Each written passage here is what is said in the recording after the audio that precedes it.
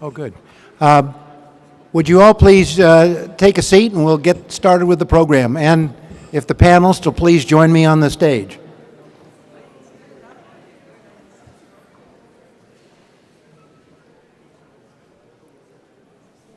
Here we go.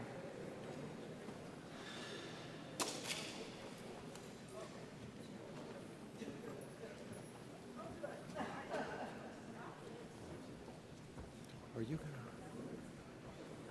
Here he is again.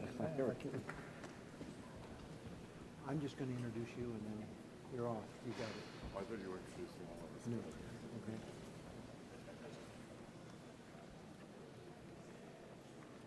I wonder. Yeah.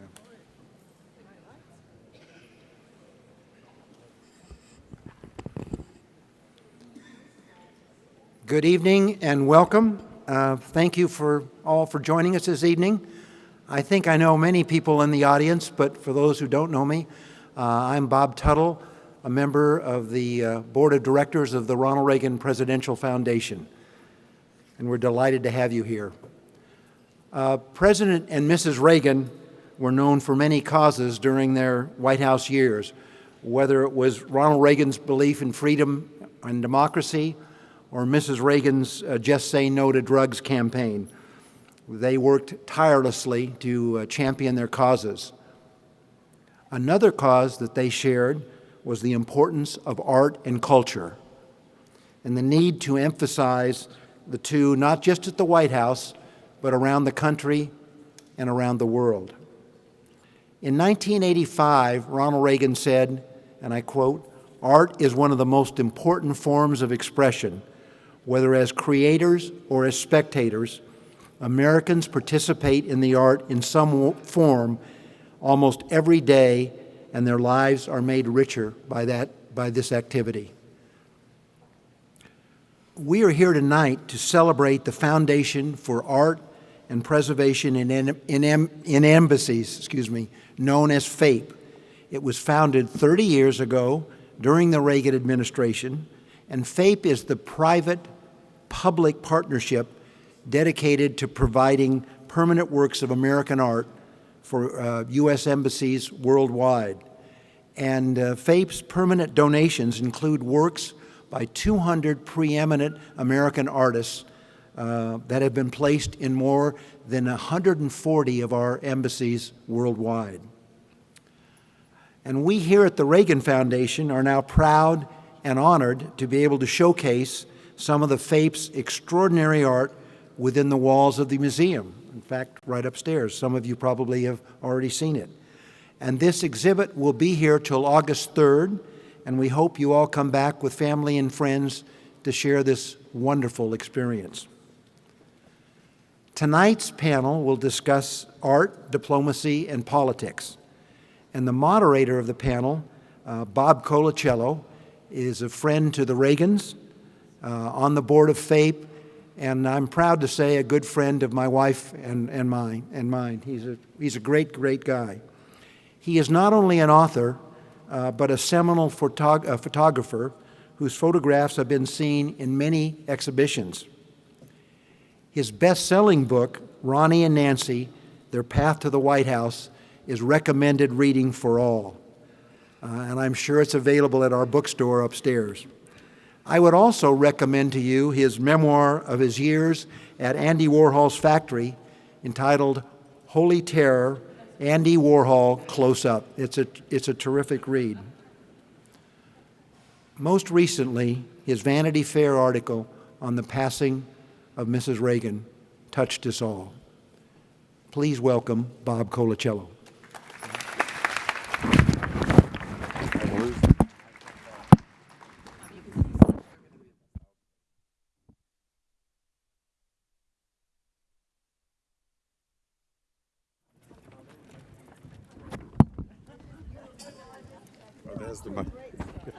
We're off to a great start here, you know. This is what happens when you work 13 years with Andy Warhol. You never recover. But Bob, Ambassador Tuttle, thank you for that really nice introduction. I'm pleased to be here tonight. I love the Reagan Library. I've done a lot of research here for my first of what's supposed to be a 2-volume biography of Ronald and Nancy Reagan as a couple. They were a great couple, a great team, and both had appreciation for the arts and for culture coming out of the film industry. But tonight we have I'm very pleased to have this distinguished panel, starting with Maria Hummer-Tuttle. Maria is the chairman of the board of the Getty Foundation, Getty Trust, and that's good enough. That's good enough. Okay. She also is the wife of Bob Tuttle, and together they resided in the American Embassy in London, known as Winfield House, was the residence. And so she can bring a special perspective as someone who actually lived in a residence that was filled with art, some of which came from FAPE. Jim Cuno is the, James Cuno, I should say, is the director and president of the Getty Trust, and a great cultural leader here in Los Angeles. Sterling Ruby is one of Los Angeles's, I think, most important artists of the newer generation. And while he doesn't have an artwork yet at one of our embassies, we're going to try to convince him tonight that he should. We have a PowerPoint presentation, I guess, which Probably there, right? I can't really see it. I think we should have had a rehearsal yesterday, I'm beginning to think.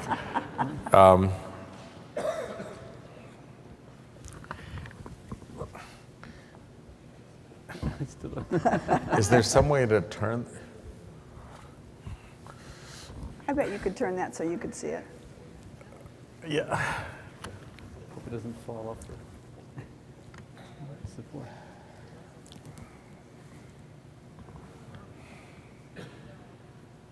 There you go.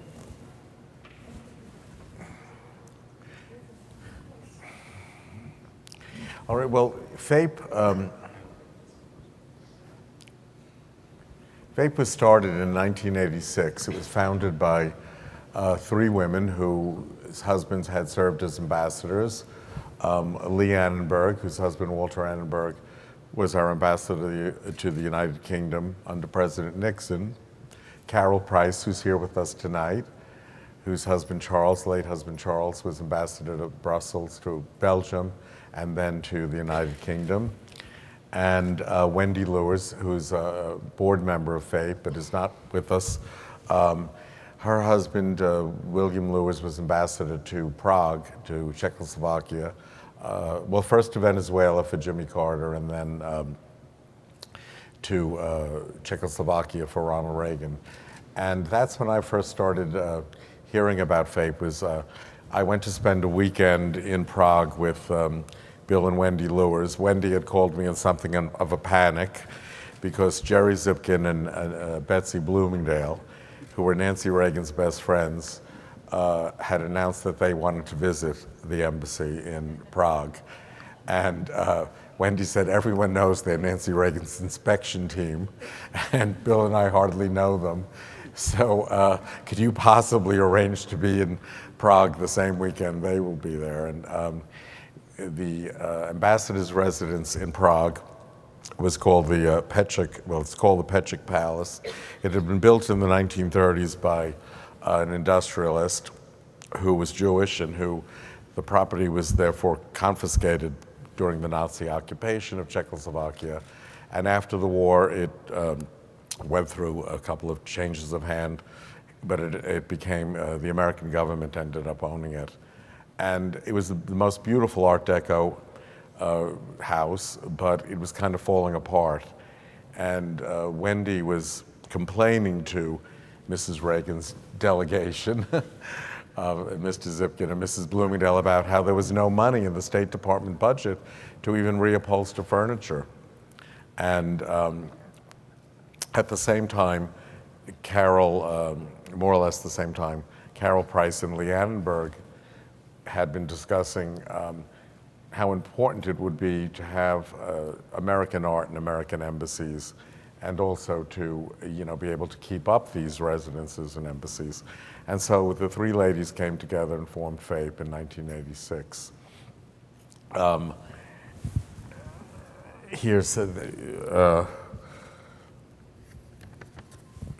Let's go to the next one.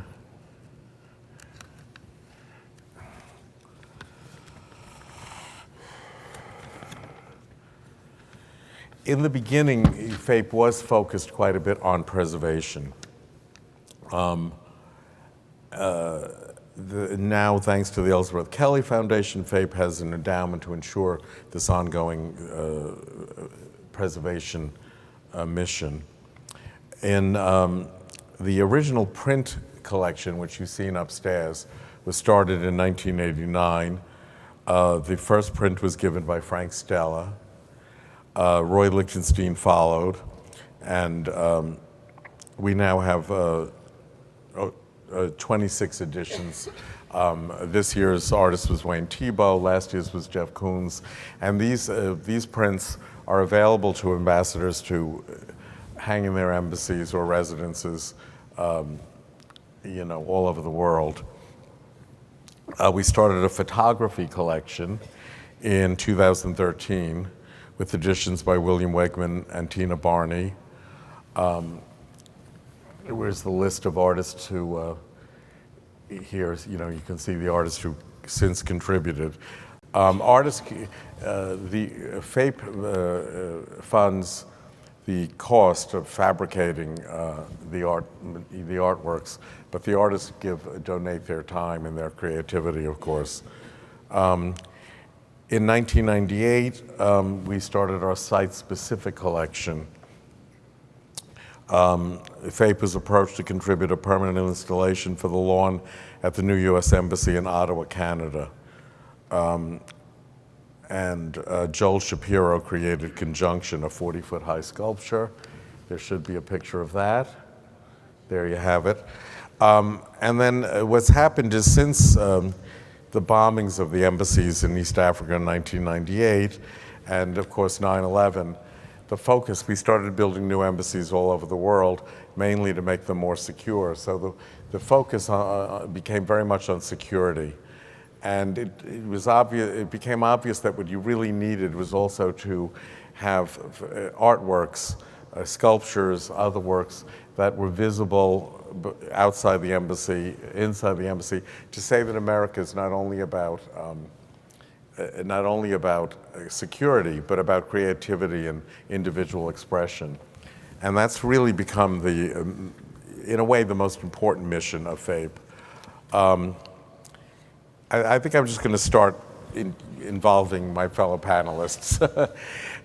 Maria, having lived for 6 years in Winfield House and entertained all kinds of people, I came to your first dinner at the embassy, which was for David McCulloch, the great biographer of Harry Truman and so many other fantastic subjects. How important do you think it's to have American art in American embassies and residences? I think that is the question, and perhaps it's best to put the answer in a bit of personal context. When my husband and I came to London, we came immediately after the horrific July 7th bus and tube bombings, which I'm sure you remember. Scores were killed and hundreds were injured. We had planned to come in August, which is a sort of normal time for ambassadors to go to post, but we came immediately after the bombings. It was a difficult time in London. The aftermath of the bombing, the unpopularity of the Iraq War, we wanted to come to London and reach out to as broad a group of opinion leaders as possible. And one of the greatest tools available to us was art and culture, American art and culture. we tried to fill our house with art. We had a few things of our own we brought. A lot of them, frankly, were not American artists, so we hung them upstairs. We then we wanted American artists in our public spaces. So we borrowed from generous museums and foundations from New York to California, and we did fill the house with art. The house is a traditional Neo-Georgian house filled with beautiful antiques, 18th century wallpaper, and we brought what we love. We brought modern and contemporary art. It was great, it was controversial. It was Rothko next to a fantastic copy of George Washington by Gilbert Stuart. When we hung it up, we invited about 400 people for our opening. It was great. Everybody came, everybody had an opinion. And it was the beginning of using American art and culture, and not just the visual arts. People are so generous. We had James Brown sing on the first 4th of July. Wynton Marsalis came with his musicians. Merce Cunningham came with his dancers. David McCulloch came to talk to historians. The English National Ballet came and danced a pas de deux to an American piece. Our entire time we reached out to people through the best thing we have to offer, American art. That's a very good answer. How did Her Majesty the Queen drop by it on any occasion? She did, in fact. Comment on some of your It's kind paintings? of amazing. I invited the Queen and the Duke of Edinburgh to dinner, and they said yes. And they came, and of course I wanted everything just right. And I thought, on this occasion, that I would like to honor British culture, our host country's culture. And I asked more generous people. I asked the Globe Theater to come.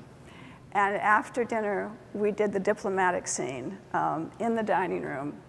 And I think it was a hit, but it was wonderful. And everyone at that dinner also had a comment on the fact that we had hung with permission from the State Department, because we only used one nail, on the 18th century beautiful wallpaper in the dining room, a kind of wild de Kooning landscape. And everyone, including Her Majesty, had a comment on it, which was great. Yeah, the contrast between the Chinese wallpaper and the de Kooning was quite something. And enriching in a way to both, made you look at both in a different way. Jim, the Getty Trust is not only the Getty Museum, but it's also the Conservation Institute and the Research Institute. And preservation is a very big thing of what you do. And in fact, FAPE and the Getty have partnered in one project, the Hotel de Talleyrand, which is an annex to our embassy in Paris. How much have you known about FAPE over the years, or how do you feel as a president of one of the most important cultural visual arts institutions in America and one of the leading institutions in preservation, about the importance of preserving our heritage? Well, I've known of FAPE since I think since pretty much its founding, and I have so by virtue of the artists I've known and participated in, whom you articulated, the names of which you introduced us to. But also, we should emphasize the role that ambassadors play. We just heard Maria talking about when she and Bob were in London and the role that they played representing the United States in every manner of representation imaginable, but the arts being an important part of it. Ronald and Jo Carroll Lauder, also as ambassadors representing the United States, as curious people, respectful people, committed to the arts and to the sharing of the arts with others. These are roles that people play, but they're also roles that institutions play. And in two respects, institutions play a very important role. One is to gather things together to share them with the world.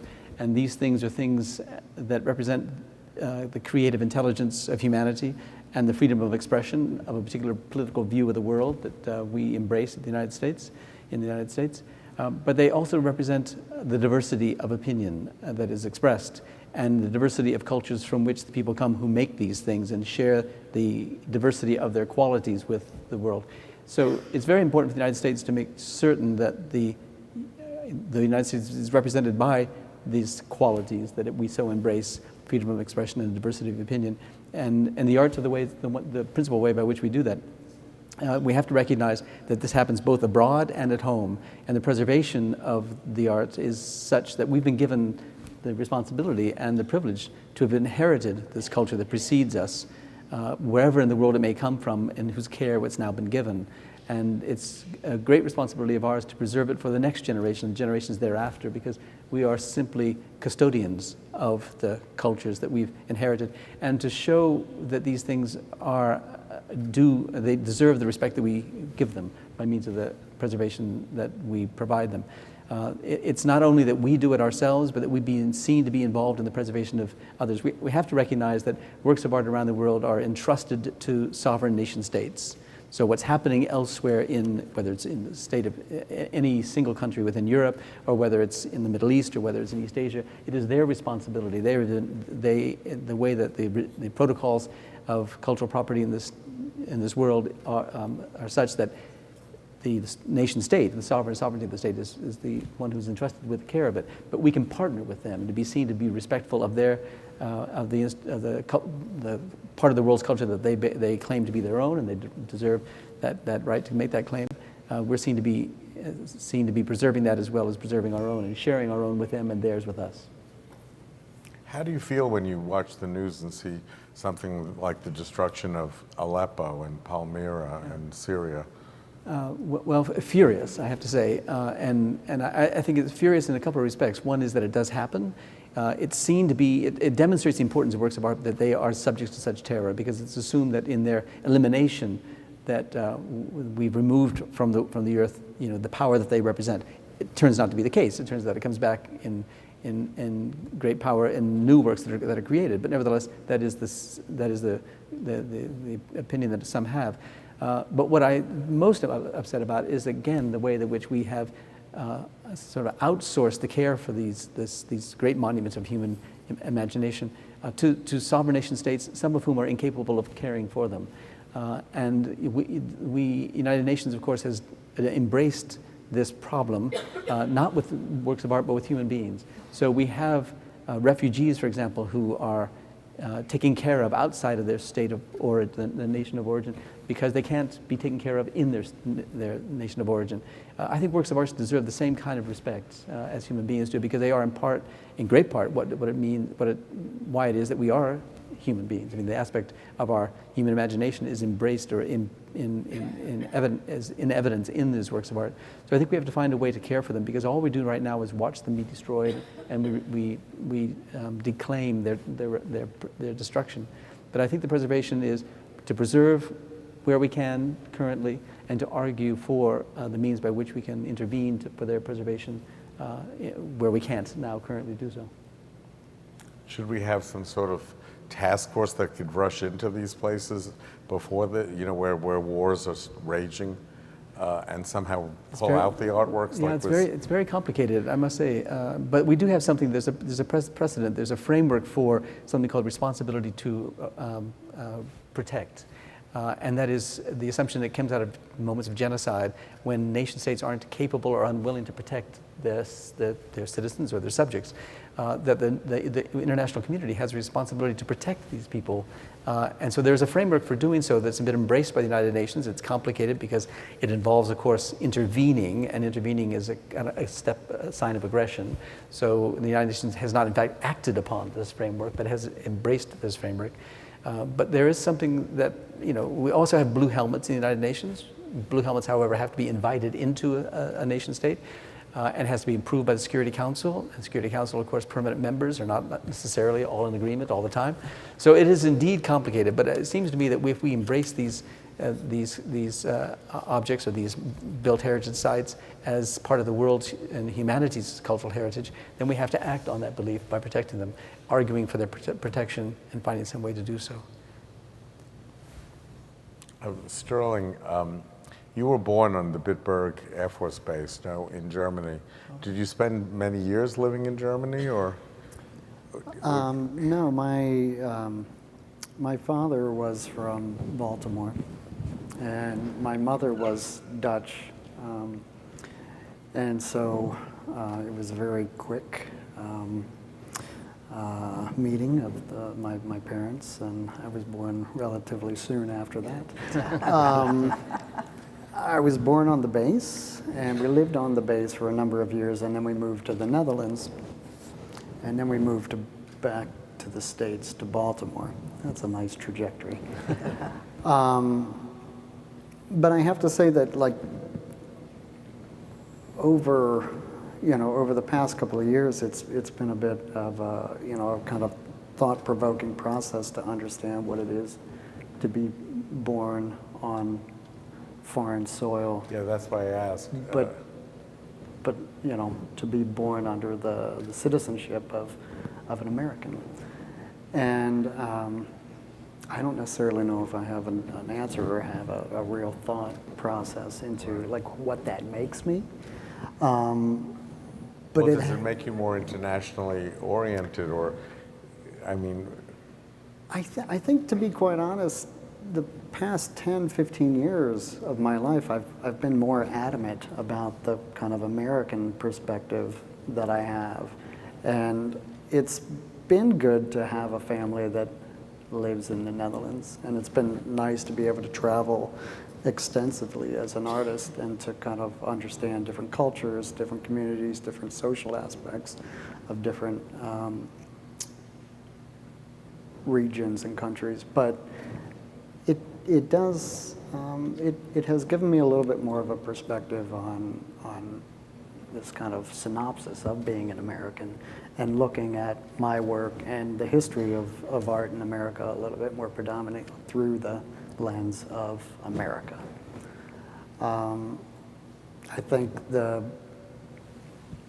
idea of art in an embassy is pretty interesting. I liked one of the things that was written about the notion of American art in an embassy as the icebreaker. And I kind of thought art does something in a way that speech, legislation, law doesn't. It's undefinable, and it's kind of, I'm not talking about it always formally, but in general, art is abstract. And in some ways, that's a kind of nuanced way of being able to present something that's very American without this kind of heavy hand. Have you, you've had exhibitions in many countries in Europe and around the world in the last decade or so. Have you ever had an occasion where the American ambassador there invited you for dinner, or in some way recognized that here was a prominent American artist coming to town? I did. I had an exhibition in Beijing, and he came to the opening. Yeah. Was that John Huntsman there? Yes, yeah. He came to the opening, but you didn't get to see I didn't get to go to dinner with him. He came to the opening. Yeah. Because Maria, I wonder, Jim, when you've traveled internationally, do American embassies and ambassadors make any effort for you? I think we've been trying to encourage that idea at FAPE, sort of sending bulletins to the embassies when some of our artists are having exhibitions overseas. But have you found that, Jim? Have you been... Well, I can speak, Maria and I can share the same story, and Bob as well, because we were all together with our board of trustees at the Getty in Italy, having some meetings with colleagues there with whom we work on projects and so forth. And one of them is in Herculaneum, which of course is one of the towns near Pompeii, Roman towns that was destroyed by the eruption of Vesuvius. And our ambassador to Italy insisted that he join us. He had not been to Herculaneum, and he wanted to be with us in Herculaneum because of the work that we're doing there with yet another an American foundation, the Packard Foundation, working with the Italian authorities for the preservation of that important archaeological site.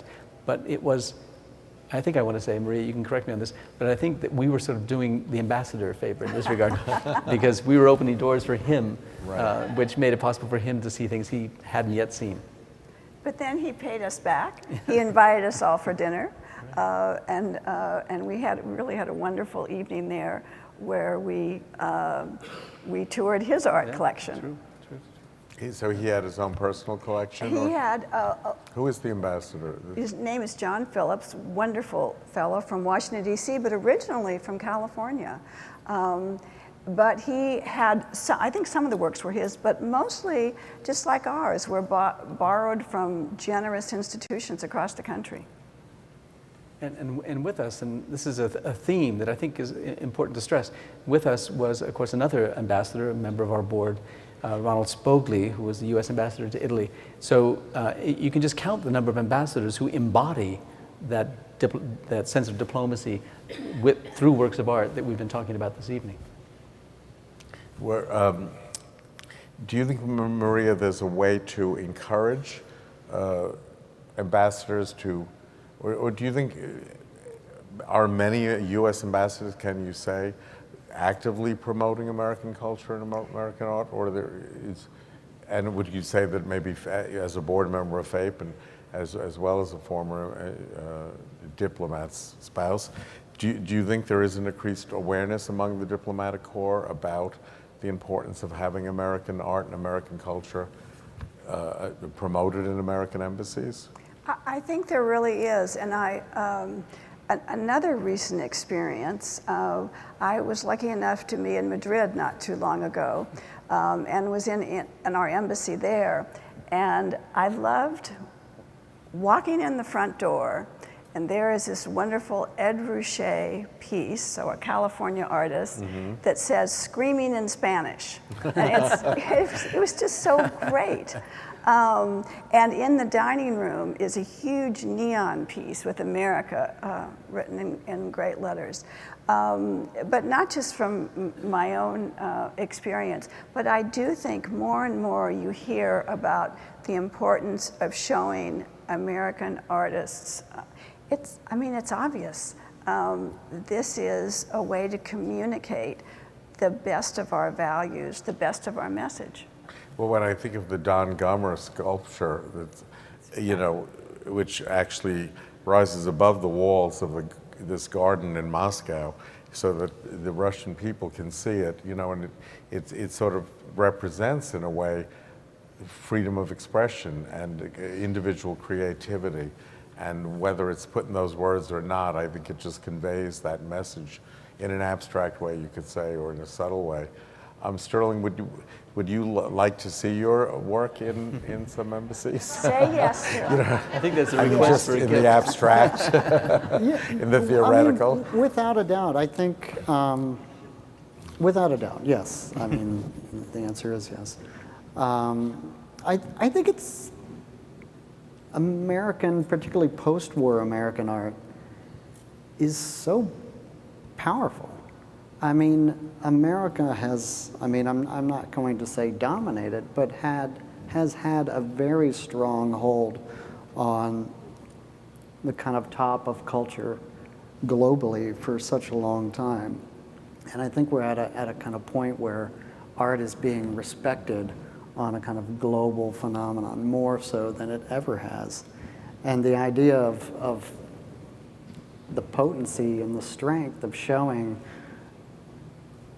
American art in the embassies as this kind of segue to diplomacy, and in this kind of bridge between countries and communities are kind of, I think it's important as a value for America and the embassies to actually hold up the fact that American art is so strong and has been so widely respected for such a long time. But at this point in time, it's almost to, this great heightened aspect of being looked at from different countries as, a culture that maybe is undervalued from within. Yeah, it seems almost obvious to say that it's important Yeah, I didn't to have want to be American too, art. yeah. But, if a certain candidate becomes president, we might have to even emphasize that point too, even more, that we might emphasize our culture even more, just because foreign reaction is going to be pretty wary, I think. And I say that as a neutral press person. But I think actually, you know, it would be fun to open the discussion to the audience. If you have any questions, we'd be thrilled to have them. Yes, Eugenio. You said about Queen Elizabeth, she had a comment about the de Kooning drawing. Was it positive? I think she found it interesting. Interesting is always a killing reaction to any artwork. Ask us anything. Come on, ask us questions. This one. Yes. Yeah.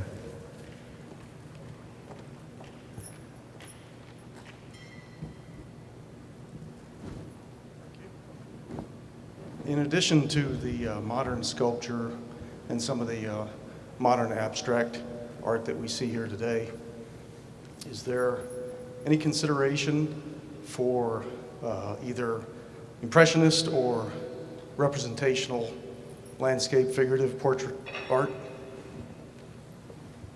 Well, I think that brings up a good question. Is it more difficult to show figurative art in general in a diplomatic setting? Because, you know, whereas abstract art is open to interpretation, and it's not making a point, let's say. But I mean, Maria, how do you feel well, about that? I think that I've hardly been in every embassy, but I have heard a lot about different embassies. And it's very personal, particularly to the ambassador who's there. I know that at one time at Winfield House, there was an ambassador from Texas, and the art was all Western art. So I'm quite sure very, very figurative. And I know of other ambassadors who have chosen from a state that they are from. They have chosen artists from the state that they come from. And that is probably most often not abstract. And certainly at Winfield House, when the Annenbergs were there, who were one of the great founders of this organization, they had a magnificent collection of Impressionist art. Probably the greatest art that ever hung in our residence was Impressionistic collection.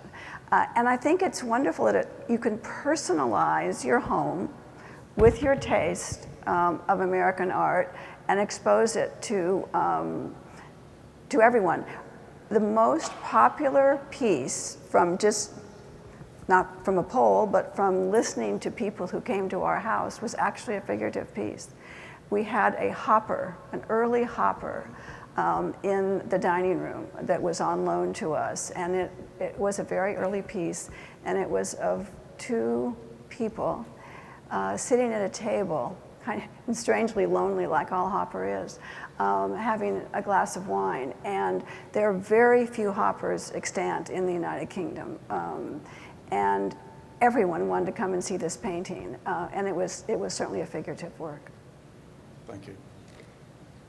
Yeah, FAPE is now celebrating its 30th anniversary, and one of the things we're doing is hoping to gather together 30 great artworks by 30 American artists for our embassies.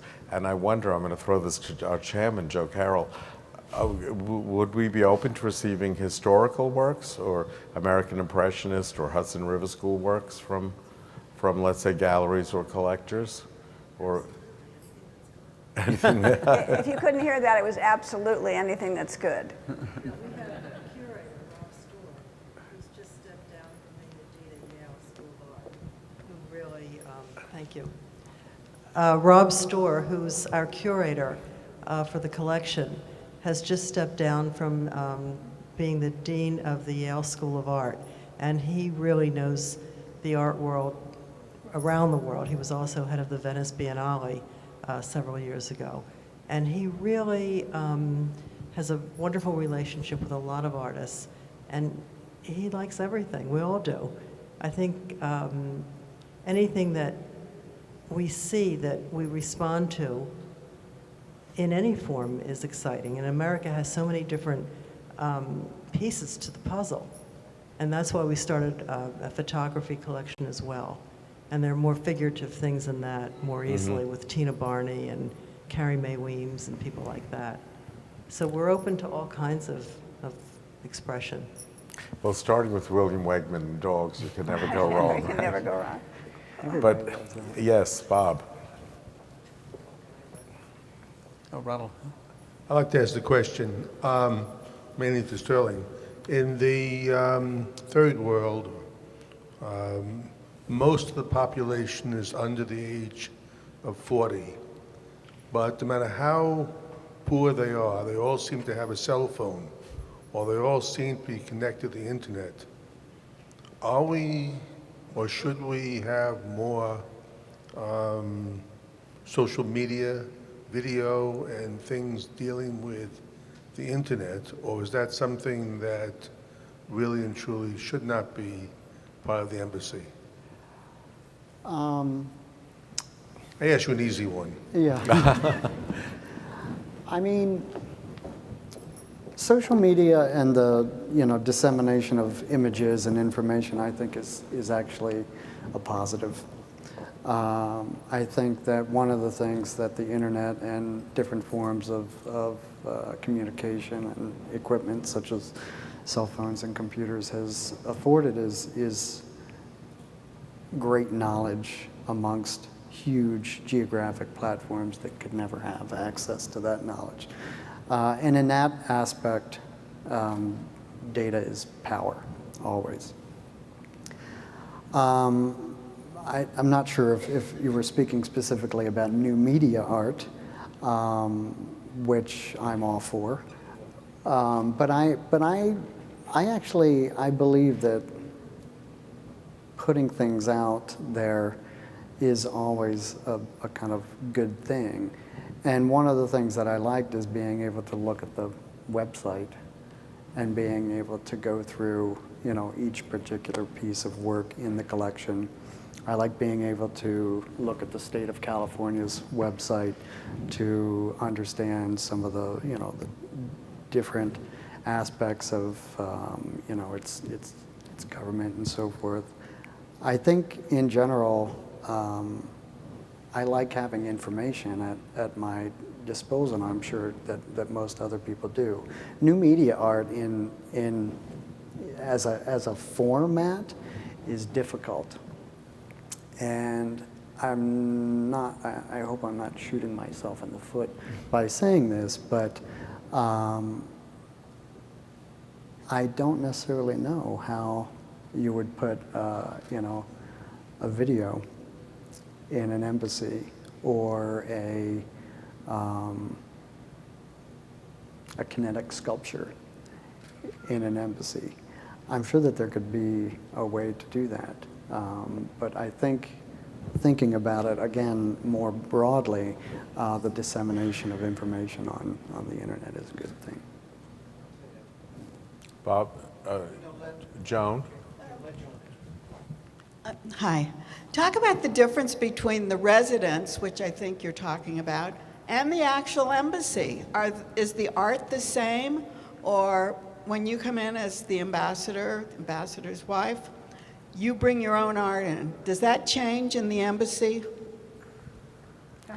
Yeah, that's actually. And do you have any say? I think not is the answer in the embassy. Although we made some changes inside the embassy itself, but I think the reason that FAPE has taken a focus on outdoor sculpture and permanent works that can be seen at ground floor level or in a garden is because since 9/11, it is so much more difficult for citizens to come into an embassy. It's obviously important for the people who work there to have works of art around them that enliven their days. But to get the maximum impact, having these great outdoor sculptures is tremendous, because we don't treat embassies in the same way that we did before 9/11, when that was a place that one used to entertain a great deal. It's, after you've taken out your belt and gone through a metal detector, it's not quite the same feeling. But I just want to add one thing that we haven't mentioned today is the U.S. mission to the UN, which FAPE did, I think, 19 floors, is that right? Wow. 23 floors of art in this beautiful Gwathmey building in New York, topped off with a Saul LeWitt fantastic piece on the ceiling. And the top floor is used for entertaining all the time. So it is filled with fantastic art. But the people who work in that very tough place with these very tough issues every day also have on all the walls works of art provided by FAPE. So it's both. I think Secretary of State John Kerry made that point. Last year, we have an annual dinner FAPE at the State Department, hosted by the Secretary of State. And he made the point that for American diplomats living in these far-off lands, to have American art in their offices and in the ambassador's residence, gives you a kind of connection with home. I think also another issue that's very rarely discussed anymore was there used to be a thing called the U.S. USIA, the United States Information Agency. Charlie Wick headed it under Reagan. And during the Clinton administration, I guess for budgetary reasons, we closed our USIA offices. Most embassies had a sort of cultural, United States Information Agency cultural office next door or nearby the embassy, where foreign citizens of the foreign country could go and see, take out American books, see some American art, take out American videos. Do you think the loss of that is there a way to reinstate that? Or is it make it all the more important for an organization like FAPE to be out there projecting American culture to the general public of the country, the foreign country? I think yes to all three of those questions. Right. I think it was a great loss. I think what happened is it made a greater emphasis on public diplomacy. And part of public diplomacy, again, is our culture. So I think part of good things happen sometimes when, I think that was a mistake, but when these things happen, and the good that came from that is this emphasis on public diplomacy, which has led to a lot of the things we're talking about tonight. Okay, Bob Tuttle has a question. Carol, I'll let Carol. Yeah. Bob's been so polite, we're going to run out of time before. Sitting here anyhow. I found that when we were in London for 6 years also,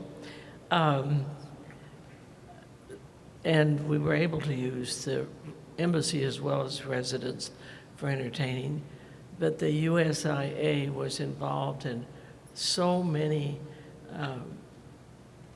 programs that were both British and American and tied together.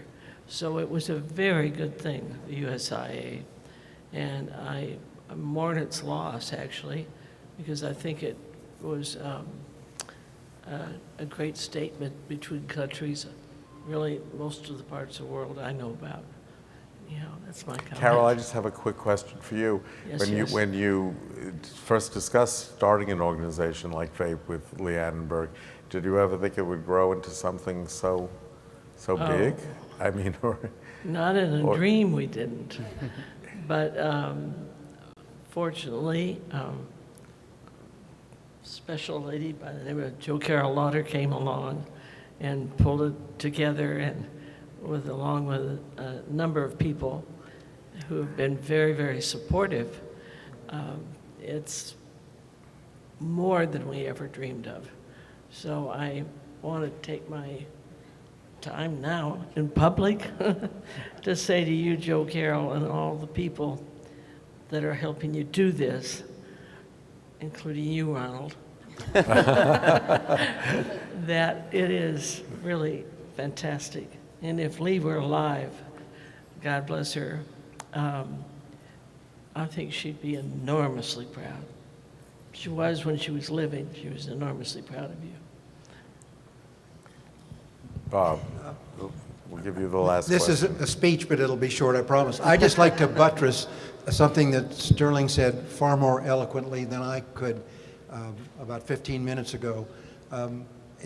Coming at it from a little different perspective, let's face it, democracy is under attack all over the world. I read a lengthy article today about Russian propaganda, and I'm sure those of you who travel a lot see this Russian television station, RT, which is half truth and frankly half lies. But something that nobody else has that's promoting democracy that we have is our creativity and our art. So that's why I think it's so fantastic what FAPE does. You can go all over the world and not see the art. So any of you have any interest in getting involved with FAPE, please do so. To go see art, nobody else has that. The Chinese don't have it, the Russians don't have it, all these son of a bitch dictators all over the world don't have it. But you know what? America has it. How did you get to be a diplomat? Bob, I think that's the perfect last word, and we're all off to dinner now. And thank you all for being here.